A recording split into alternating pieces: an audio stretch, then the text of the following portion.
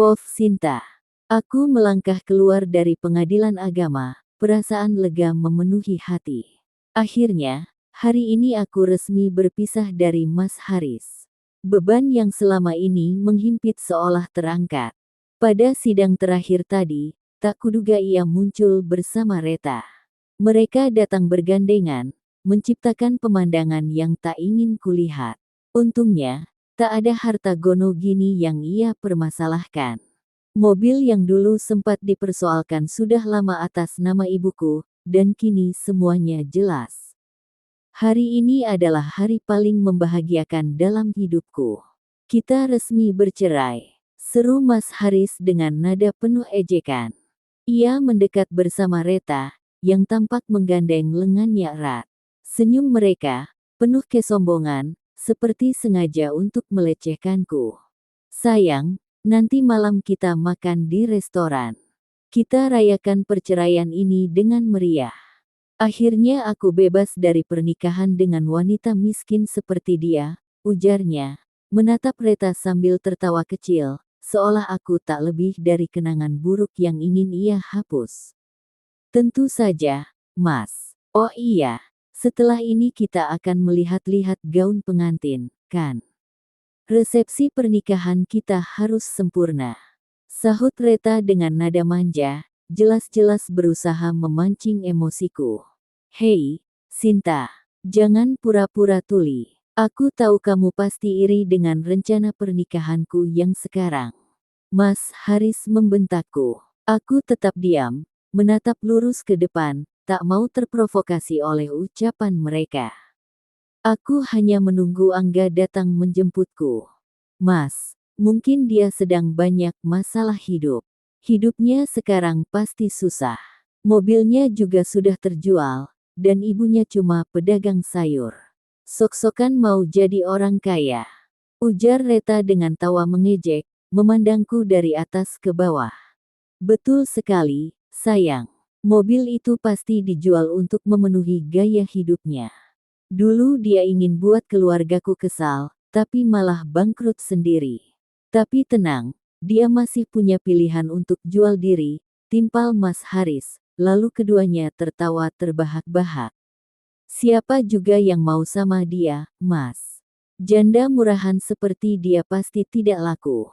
Reta menambahkan, semakin menggila dengan hinaannya. Plak, plak, tanpa berpikir panjang, aku menamparkan mereka berdua bergantian. Suara tamparan itu menggema, menghentikan tawa mereka seketika. Sudah selesai ocehannya. Apa mulut kalian hanya bisa mengeluarkan hinaan? Coba lihat diri sendiri di cermin. Bangga menikah karena berbuat dosa. Iri. Untuk apa iri pada pernikahan yang dimulai dari kesalahan? Sindirku tajam, sambil menyunggingkan senyum sinis. Mas Haris dan Reta langsung menatapku dengan amarah yang jelas terlihat di wajah mereka, seolah ingin membalas. Tapi sebelum mereka sempat berkata apa-apa, Angga datang. Mobilnya berhenti tepat di depanku. Maaf ya, aku tidak perlu menjual apapun untuk bertahan hidup. Justru aku mampu membeli mobil baru kapanpun aku mau. Dan Mas, jangan lupa tanggung jawabmu untuk Nadia. Kalau memang masih merasa jadi seorang ayah, tunjukkan dengan tindakan. Ups, tapi aku lupa. Kamu punya otak, hanya saja tak pernah digunakan dengan benar, kataku santai, lalu berjalan menuju mobil dengan penuh percaya diri. Kulirik Reta sekilas. Wajahnya merah padam, jelas ia marah, tapi tak bisa berbuat apa-apa. Mereka bicara apa, Mbak? Pasti hanya omong kosong yang tidak penting, kan? Tanya Angga sambil menyetir, melirikku sekilas melalui kaca spion. Tidak perlu dipikirkan. Mbak tidak mau membahasnya. Jawabku tenang, memilih menikmati perjalanan dan meninggalkan segala drama itu di belakang. Jika aku tidak memutuskan untuk bercerai dari Mas Haris, bagaimana nasib mentalku dan Nadia? Hidup selama 9 tahun bersamanya serasa seperti menelan racun setiap hari. Tadi, Saat aku menyebutkan soal nafkah untuk Nadia, sebenarnya aku hanya ingin melihat reaksinya. Meski begitu, aku sudah tahu jawabannya, dia tak akan memberikan sepeser pun. Jika suatu saat Nadia tumbuh membenci ayahnya, itu bukan salahku. Mas Haris sendiri yang tak pernah berusaha dekat atau menunjukkan rasa sayang kepada putri kami. Jangan bermimpi mendapat nafkah untuk anakmu. Mas Haris tak akan mengeluarkan uang sepeser pun. Pesan itu muncul dari nomor Mas Haris, tetapi aku yakin sekali Reta yang menuliskannya. Sebelumnya aku sempat membuka blokir pada nomor itu, namun sekarang aku menyesalinya. Aku tidak peduli. Pesan itu langsung kuhapus tanpa membalas apapun. Sin, malam ini Bu Nikma mengundang kita makan malam, ujar ibu sambil menyerahkan ponselnya. Ia memintaku membaca pesan undangan itu untuk memastikan tempatnya. Aku sering bertemu dengan teman ibu itu, Bu Nikma. Orangnya baik dan ramah, tak sulit menebak niatnya, ia ingin menjodohkanku dengan putranya yang bernama Dava. Meski begitu, aku tidak terlalu menanggapi serius keinginan tersebut. Baru saja aku melewati proses perceraian, dan mencari calon suami lagi jelas belum menjadi prioritas. Lagi pula, aku dan Dava belum pernah bertemu. Dari cerita Bu Nikma, ia menyebut Dava bekerja sebagai karyawan biasa di sebuah perusahaan. Aku yakin, undangan makan malam ini hanyalah dalih untuk mempertemukan kami. Pasti Bu Nikma ingin aku bertemu dengan putranya. Aku tidak mau, Bu, kataku, menatap ibu dengan nada tegas. Jangan begitu, Nak. Tidak enak rasanya menolak undangannya, jawab ibu lembut. Apa salahnya kita datang? Lagi pula, ibu juga tidak akan memaksamu untuk apapun, tambahnya mencoba membujuk. Aku takut, Bu. Apalagi Dava masih lajang, sementara aku statusnya janda. Bagaimana kalau dia mencemoohku? Ucapku pelan. Kekhawatiranku bukan tanpa alasan. Bu Nikma mungkin baik, tetapi aku tidak tahu bagaimana sifat putranya. Aku hanya tidak ingin menjadi bahan hinaan. Jangan langsung berpikir buruk, Nak. Cobalah untuk lebih terbuka, ujar ibu menenangkanku sebelum berlalu dari hadapanku. Aku menghela napas panjang sambil merenungkan ajakan ibu, suami Bu Nikma, Pak Jaya, dulunya adalah sahabat dekat almarhum ayahku. Keluarga mereka banyak membantu kami, bahkan memberikan modal untuk membuka warung sayur yang menjadi sumber penghidupan keluarga. Namun, setelah kepergian Pak Jaya, Bu Nikma memutuskan pindah ke kota lain bersama putra tunggalnya, Dava. Begitu pula setelah ayahku wafat, kami juga pindah ke daerah berbeda. Tak kusangka, takdir mempertemukan ibu dengan Bu Nikma setelah sekian lama. Karena tak enak hati untuk menolak, akhirnya aku memutuskan mengikuti keinginan ibu untuk menerima undangan makan malam itu. Hanya Febri yang tidak ikut bersama kami karena dia sedang berlibur dengan temannya. Kami tiba di restoran dengan suasana yang tenang dan nyaman. Tempatnya berupa saung lesehan yang menghadap taman kecil, cukup menyenangkan untuk melepas penat. Sin, ini Bu Nikma barusan menelepon. Katanya dia akan terlambat sekitar 15 menit, ujar ibu sambil memberitahuku. Tidak apa-apa, Bu. Kita masuk saja dulu, cari tempat kosong, ujarku mencoba menenangkan. Kami pun melangkah masuk, menyusuri tempat yang penuh sesak oleh pengunjung. Butuh usaha ekstra untuk menemukan meja yang kosong di tengah keramaian ini. Itu kosong, Mbak, seru Angga sambil menunjuk sebuah meja di sudut. Dengan segera, kami menuju ke sana. Namun, siapa sangka, meja di sebelahnya ternyata ditempati oleh keluarga Mas Haris, lengkap dengan Nita yang tampak angkuh. Besok kita jalan-jalan pakai mobil baruku. Seru Nita dengan nada penuh pamer, tepat saat aku akan duduk.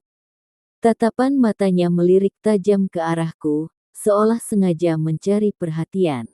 Memangnya cuma perempuan norak itu yang bisa beli mobil. Anakku bisa beli yang lebih mahal. Untung kamu punya mertua kaya, sahut mantan ibu mertuaku dengan senyum sinis yang menyakitkan. Aku langsung merasa menyesal memilih duduk di sini, hanya karena mencari tempat kosong. Kemarin ada yang berani mengejekku. Tapi lihat sekarang, yang jadi janda malah dia.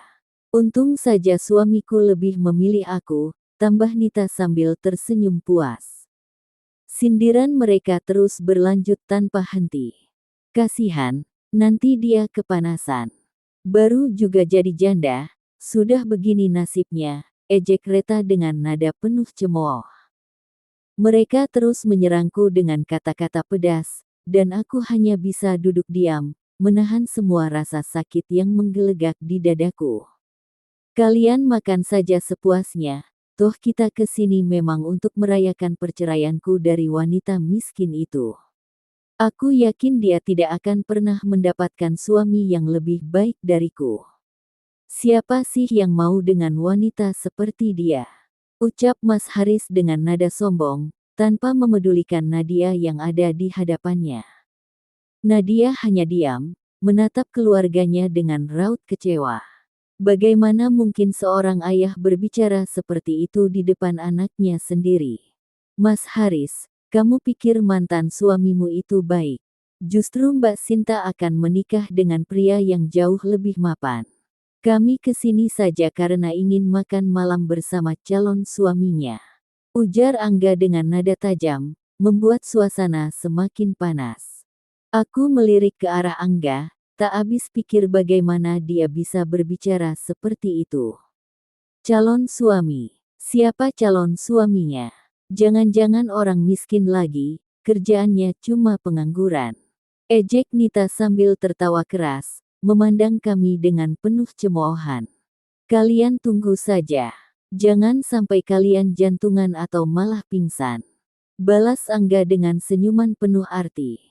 Ibu menghela napas panjang di sebelahku, wajahnya tampak penuh rasa sesal.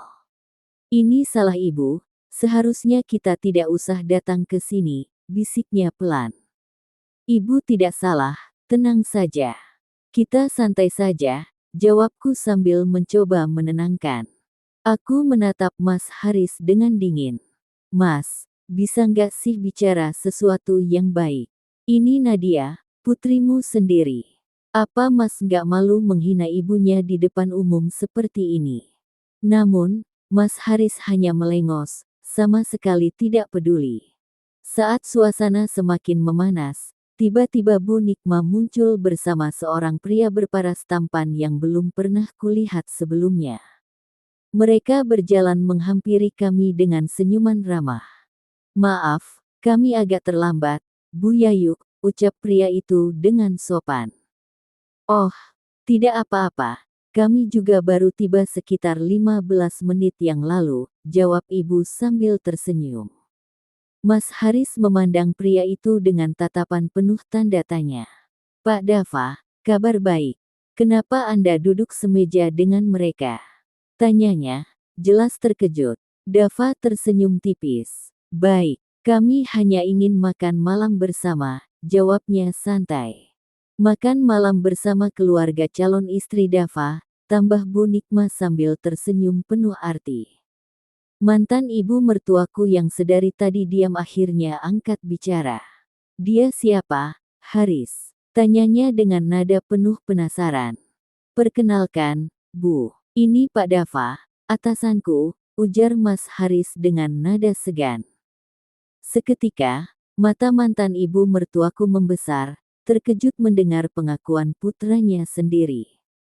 Tatapannya bergeser dari Mas Haris ke Dava, mencoba mencerna situasi yang baru saja terungkap. Dava terlihat cukup terkejut ketika mendengar mamanya memperkenalkan keluarga Sinta sebagai calon keluarga menantunya.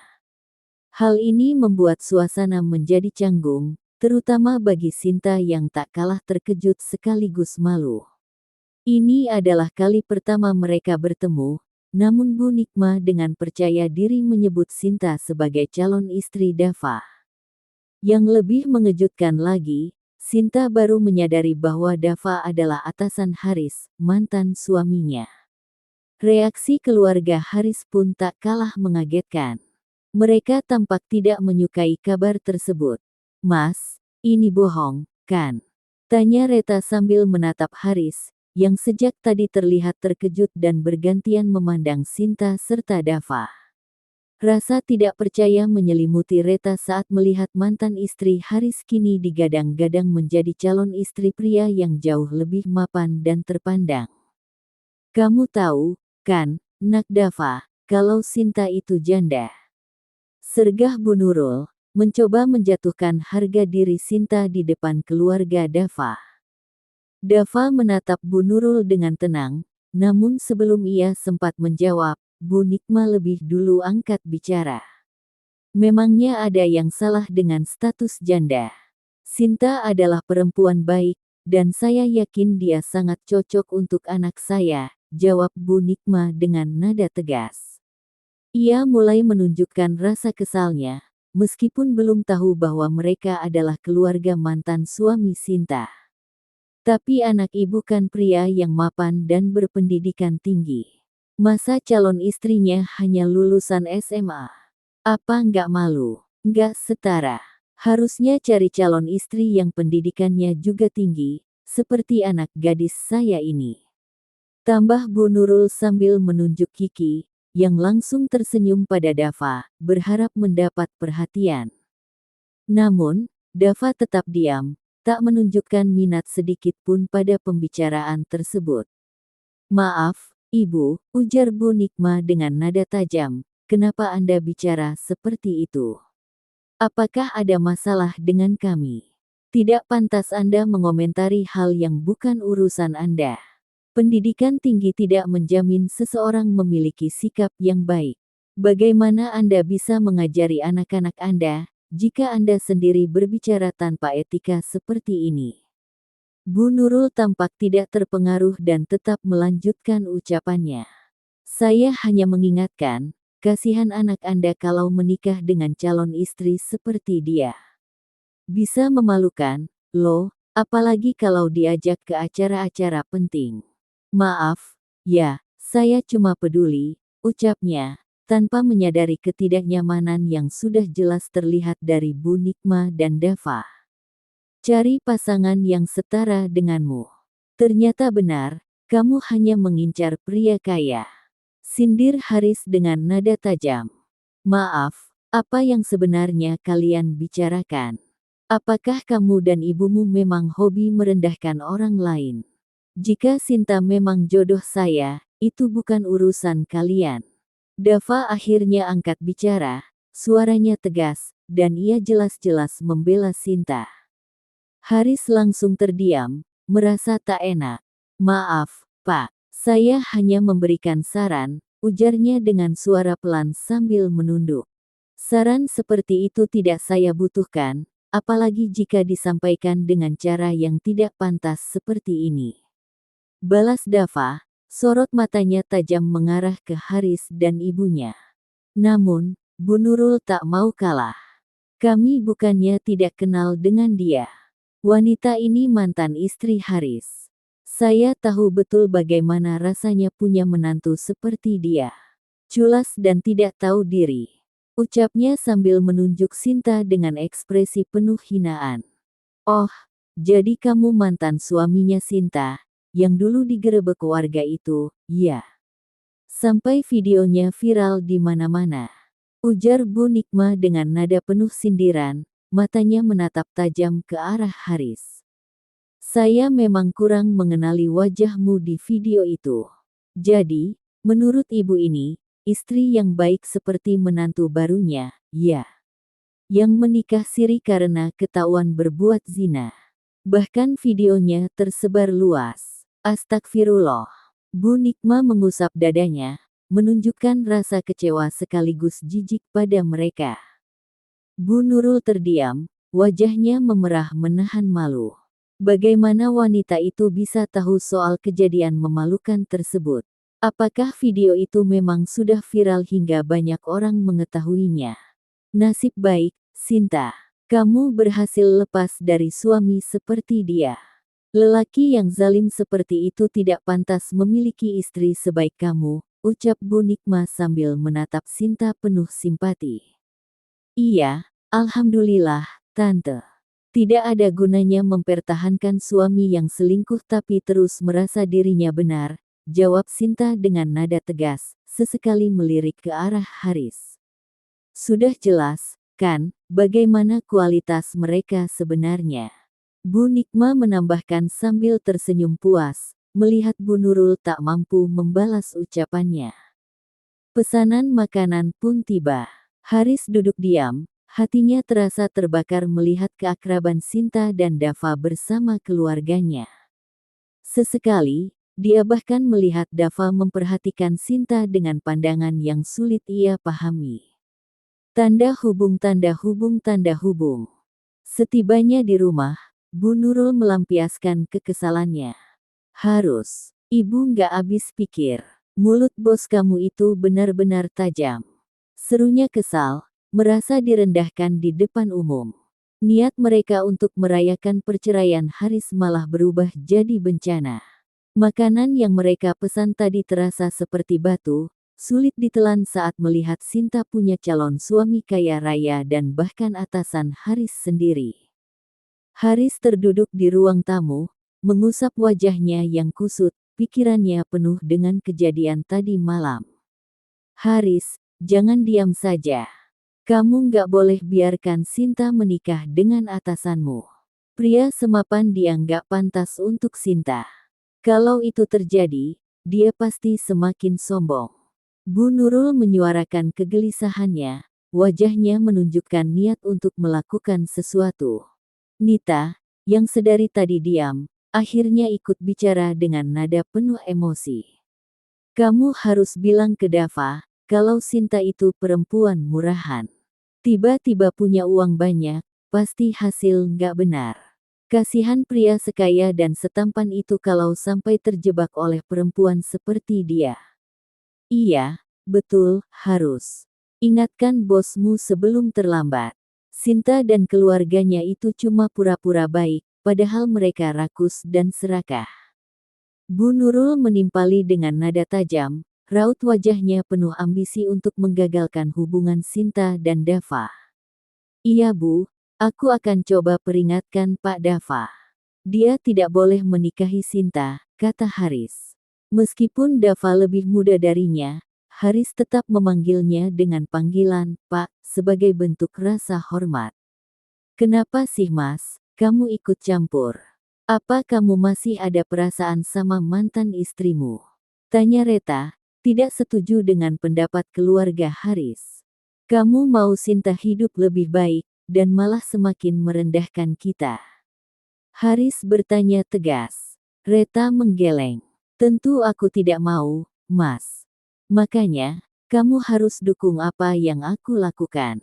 Jawab Haris, semakin meyakinkan. Sinta nggak layak jadi istri orang kaya. Dia harusnya menikah dengan orang yang selevel, bukan seperti itu. Mendengar itu, Ibu Haris menambahkan, betul.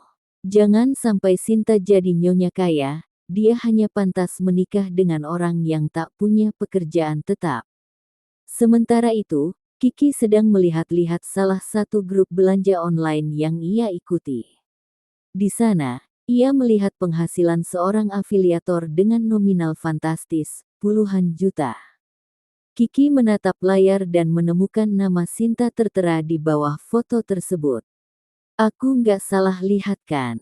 Gumam Kiki, ragu, tapi memang benar itu adalah nama mantan kakak iparnya. Berarti dia bukan jual diri, pantas dia bisa beli mobil, penghasilannya segitu banyak.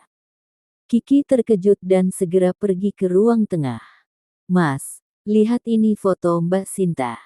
Kata Kiki sambil menunjukkan layar ponselnya pada Haris. Ada apa? Ini, Mas. Ternyata Mbak Sinta jadi afiliator. Penghasilannya sampai puluhan juta. Kiki menjelaskan. Apa? Nita langsung bereaksi. merebut ponsel dari tangan Haris. Ini pasti hoaks. Sinta kan nggak sekolah, nggak kuliah, kok bisa dapat penghasilan segitu banyak. Nita mengatakan itu, meskipun wajah Sinta jelas terlihat di foto tersebut. Tapi ini nyata loh, Mbak. Sinta sudah lama jadi afiliator dan komisinya segitu besar. Pantas dia bisa beli mobil. Temanku aja ada yang jadi afiliator dan dapat komisi 4-5 juta per bulan. Berarti Mbak Sinta udah sangat berpengalaman, kata Kiki, menambahkan informasi yang didapat. Sini, Ibu lihat fotonya. Bu Nurul meminta Nita untuk menunjukkan foto Sinta.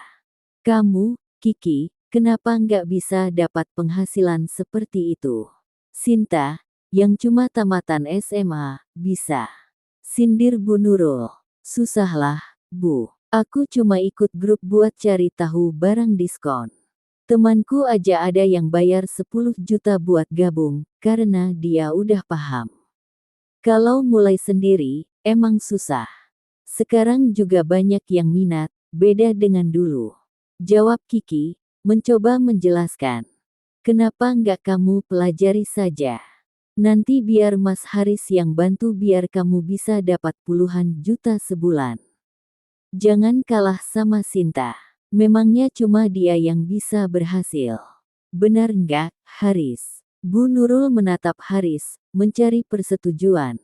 Iya, Haris. Kamu bantuin Kiki. Biar bisa ada pendapatan tambahan tanpa ganggu kuliah. Kalau Kiki udah ngerti, ajarin juga Mbak, ya. Nita ikut menimpali. Aku juga mau ikut, Mas. Pasti bisa menghasilkan, kan? Kata Reta, tertarik melihat potensi penghasilan yang dimiliki Sinta. Licik banget Sinta. Selama ini dia dapat uang banyak tapi nggak pernah bilang ke kamu. Harusnya waktu itu kamu tuntut gono gini, Haris. Kamu udah ditipu mentah-mentah. Kata Nita dengan nada kesal. Aku juga nggak tahu, Mbak. Sinta itu memang licik, bisa nyembunyiin kekayaannya dari aku. Jawab Haris, merasa terjebak dan menyesal. Mas, ini bagus banget kan? Menurutmu, lebih baik yang putih atau peach? Ornamen dan dekorasinya juga cantik, minimalis tapi tetap terkesan mewah. Reta dengan semangat menunjukkan gambar pelaminan yang dia pilih untuk resepsi pernikahan mereka nanti.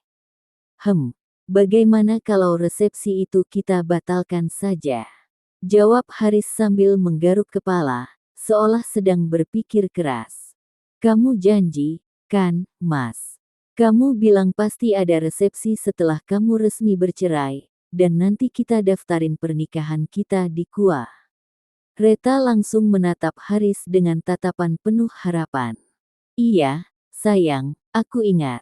Pasti kita akan daftarin pernikahan ini di KUA, tapi untuk resepsinya, lebih baik kita batalkan. Itu cuma buang-buang uang, jawab Haris, berharap Reta bisa mengerti. Kenapa harus dibatalkan, Mas? Kalau nggak jadi, Ibu bisa malu. Aku kan masih gadis, dan anak pertama. Semua temanku yang sudah menikah punya resepsi, aku juga ingin merasakannya, jadi ratu sehari di pelaminan. Kamu harus wujudkan impianku itu, kita bahkan sudah pilih gaun pengantin. Kamu nggak bisa begitu saja membatalkan rencana ini. Reta berkata dengan suara yang semakin meninggi, marah dan kecewa. Ia sudah membayangkan hari bahagianya, dan Haris yang sudah ikut mencoba jas pengantin. Semua impian itu langsung hancur begitu mendengar keputusan suaminya untuk membatalkan resepsi mereka. Mas bilang, kan, kalau kita sudah punya dana untuk resepsi, dan separuhnya nanti bisa dibayar dengan amplop. Kamu nggak bisa begitu saja batalkan. Ini permintaanku dan juga orang tuaku. Reta hampir menangis, mencoba membujuk Haris agar tetap melanjutkan rencana pernikahan mereka. Ada uang, tapi rencananya mau dipinjam sama Mbak Nita, jawab Haris dengan suara pelan, seakan terpaksa mengungkapkan alasan itu. Untuk apa, Mas. Untuk DP mobil baru. Kamu kan tahu Mbak Nita pengen banget beli mobil. Jawab Haris, menatap Reta yang matanya sudah mulai berkaca-kaca. Dia kan sudah punya suami. Kenapa harus kamu yang menanggung semuanya? Tanya Reta, terkejut dan kesal. Tapi Devan gak mau kasih uangnya. Kamu tahu sendiri kan gimana hubungan mereka setelah Devan ketahuan menikah lagi. Devan jadi semakin pelit, aku kasihan sama dia. Aku cuma pengen bikin kakakku bahagia, jelas Haris dengan suara pelan. Kamu cuma mikirin keluargamu tanpa peduli perasaanku. Kenapa Mbak Nita terus yang kamu utamakan, aku kan istrimu. Reta mulai terdengar kesal dan kecewa. Mbak Nita itu kakakku, sayang. Aku punya kewajiban untuk bikin dia bahagia juga. Haris menjawab dengan tegas. Benar yang dibilang Sinta, kamu pelit, Mas. Selalu mendahulukan keluargamu sendiri tanpa mikirin perasaan istrimu. Reta akhirnya tak bisa menahan perasaannya. Reta, berhenti bicara buruk tentang aku. Ayahku sudah tiada. Aku yang harus tanggung jawab sama keluarga. Siapa lagi yang mereka harapkan kalau bukan aku? Haris menjawab dengan nada tinggi, kecewa karena Reta tidak bisa mengerti perasaannya. Apakah saudaramu akan melakukan hal yang sama untukmu? Tanya Reta, suaranya sedikit terengah-engah, menahan amarah. Tentu saja, mereka akan membalas semua yang telah aku lakukan untuk mereka. Jawab Haris dengan penuh keyakinan. Tapi, jika nanti kamu jatuh, belum tentu mereka akan membantumu, balas Reta dengan nada tajam. Jangan bicara buruk tentang keluargaku. Kamu ingin aku jatuh. Aku sudah punya pekerjaan yang stabil, dan ini saatnya aku membahagiakan keluarga. Aku tidak bisa terus melihat Mbak Nita bersedih karena masalah suaminya, ujar Haris dengan tegas. Jadi, perasaan Mbak Nita lebih penting dari aku, begitu? Tanya Reta, suara bibirnya bergetar menahan kesedihan. Keluargaku selalu nomor satu. Kamu hanya istriku, dan bisa jadi mantan, jawab Haris tanpa ampun. Kata-kata itu seperti tamparan keras bagi Reta. Hatinya hancur. Jadi, kamu anggap aku ini bukan siapa-siapa. Apakah kamu tidak ingin pernikahan kita bertahan? Reta bertanya, suaranya hampir tak terdengar. Karena kita tidak ada ikatan darah, kamu masih bisa jadi mantan. Jika kamu ingin pernikahan kita langgeng, jangan terlalu banyak melawan, ikuti saja apa yang aku katakan. Aku tidak ingin Mbak Nita semakin terpuruk, ujar Haris, lalu berlalu begitu saja. Reta hanya bisa menangis, namun Haris tampaknya tak peduli. Reta pun masuk ke kamar, duduk terdiam, merenungi segala yang terjadi. Ia pernah berpikir, menjadi istri Haris akan membuat hidupnya mudah dan penuh kebahagiaan, tanpa perlu repot bekerja dan mencari uang sendiri, karena Haris adalah manajer bank dengan gaji besar. Itulah yang menariknya pada Haris saat itu. Namun kenyataannya, jabatan dan gaji tinggi suaminya tidak bisa menjamin kebahagiaan dalam hidupnya. Haris lebih memilih keluarga daripada dirinya, dan ia hanya merasa seperti orang asing dalam rumah itu. Kemana hilangnya rasa cinta Mas Haris untukku? Apa semua itu hanya omong kosong belaka? Reta bergumam, sambil memandang bingkai foto pernikahan mereka yang terletak di meja. Tanpa pikir panjang, ia meraih bingkai tersebut dan melemparnya ke dinding, hingga pecah berantakan. Reta merasa bingung dan tertekan. Apa yang harus ia katakan pada orang tuanya jika Haris benar-benar membatalkan resepsi yang sudah mereka rencanakan? Awas kamu, Nita. Aku tak akan biarkan uang suamiku digunakan untuk membahagiakanmu. Reta mendesis dengan kemarahan yang mulai menguasai dirinya. Kebencian terhadap kakak iparnya, Nita, perlahan mulai tumbuh dalam hati Reta. Nita selalu merasa bahwa semua orang harus memahami dirinya dan mengikuti keinginannya agar dia bisa merasa bahagia. Sementara itu, Bu Nurul dan Bu Santi sedang dalam perjalanan menuju rumah teman Bu Nurul, Bu Melati, yang kebetulan juga menjadi admin arisan. Baru kali ini Bu Nurul ikut arisan perhiasan, setelah diundang oleh teman-temannya. Mereka pun tiba di perumahan Permata Land, tempat tinggal Bu Melati. Bu Nurul merasa kagum melihat betapa aslinya perumahan itu, rumah-rumah dengan desain minimalis modern yang tampak begitu menawan. Pasti orang-orang yang tinggal di sini semuanya kaya ya. Pasti punya mobil semua, tanya Bu Nurul, sambil baru turun dari motor yang dikendarai Bu Santi. Jelas Bu, rumah di sini sangat mahal. Punya mobil di sini sudah bukan hal yang luar biasa lagi, jawab Bu Santi dengan penuh keyakinan. Dalam hati, Bu Nurul mulai berpikir untuk meminta Haris membelikan rumah di perumahan itu. Ia yakin, dengan tinggal di sana, status sosial mereka akan meningkat dan mereka akan dipandang lebih kaya di mata orang sekitar. Di tempat arisan, hampir semua anggota sudah berkumpul. Beberapa dari mereka masih asing bagi Ibu Haris. Bergabung dengan ibu-ibu kaya membuat Bu Nurul merasa begitu terhormat, seolah-olah ia telah menjadi bagian dari kalangan sosialita, meskipun usianya sudah tak muda lagi. Bu Nurul pun aktif menggunakan aplikasi biru untuk membagikan momen-momen kebersamaannya, tak kalah dengan Nita yang gemar mengunggah selfie saat berkumpul dengan teman-temannya. Sebelum acara arisan dimulai, seperti biasa, Bu Nurul mengajak beberapa orang untuk berfoto bersama. Arisan perhiasan bersama teman-temanku, tulisnya di caption yang langsung terunggah.